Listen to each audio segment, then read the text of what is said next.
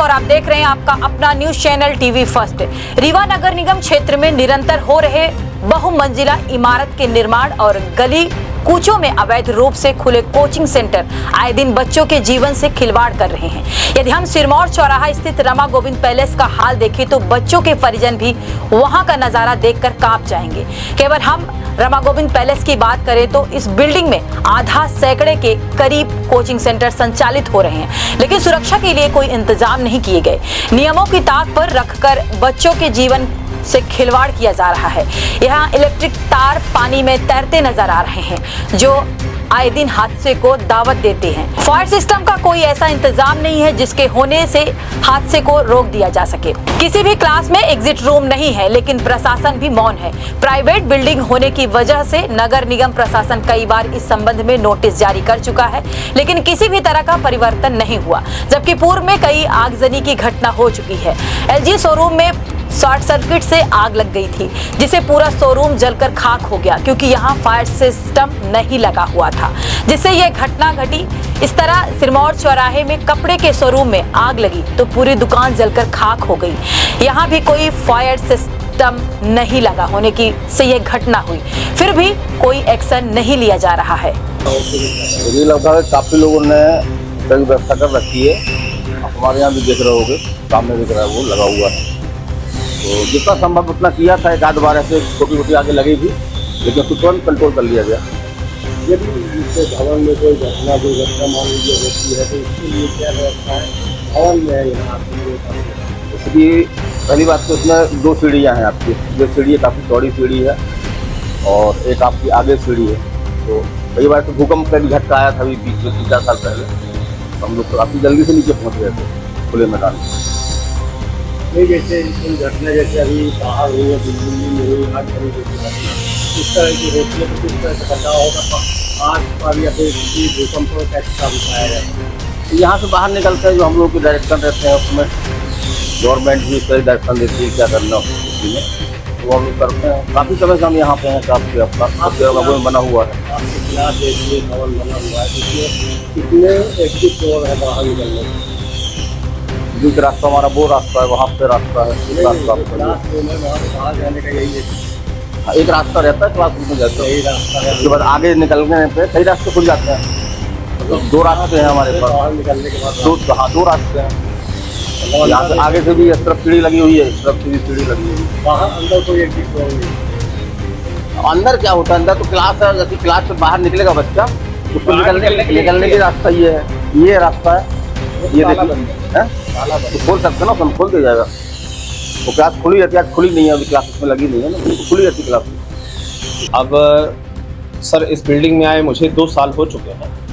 वैसे तो कोई ऐसी व्यवस्था यहाँ समझ में आ नहीं रही है। इतना ही हो सकता है कि आगे अगर कोई समस्या आती है तो पीछे से उतर जाएं, पीछे कोई समस्या होती है तो आगे से उतर जाएं। और इस टाइम पर सुनने में आया है कि जो हमारे अध्यक्ष साहब नए बने हैं, उनका पहले जब कभी कार्यकाल था तो बहुत अच्छा था, तो उनसे उम्मीदें हैं कि इस सत्र में भी जब उनका कार्यकाल अब आ गया है तो शायद व्यवस्थाएं और बेहतर हो जाएं। सर यहाँ मौत को दावत देता हुआ है, भूतल में दिखाई दे रहा है कि पानी के अंदर से इलेक्ट्रिक तार निकले हुए। जी जी जी, सारे मीटर वही लगे हुए, पानी भरा हुआ है। यदि सारे का दौर जाता है तो ऐसी स्थिति में आप लोग बच्चों को कैसे बचा पाएंगे? क्या सोचा है इसके बारे में? हाँ बिल्कुल आप सही कह रहे हैं कि थोड़ा खतरे की बात तो है। इस बिल्डिंग के लगभग आधे मीटर जहाँ आप बता रहे हैं वहीं लगे हैं, कुछ मीटर बाहर लगे हैं। जो बाहर लगे हैं तो वो तो मान सकते हैं कि वो सुरक्षित हैं। जो नीचे लगे हैं वो थोड़ा सुरक्षा के लहजे से उतने बेहतर नहीं है।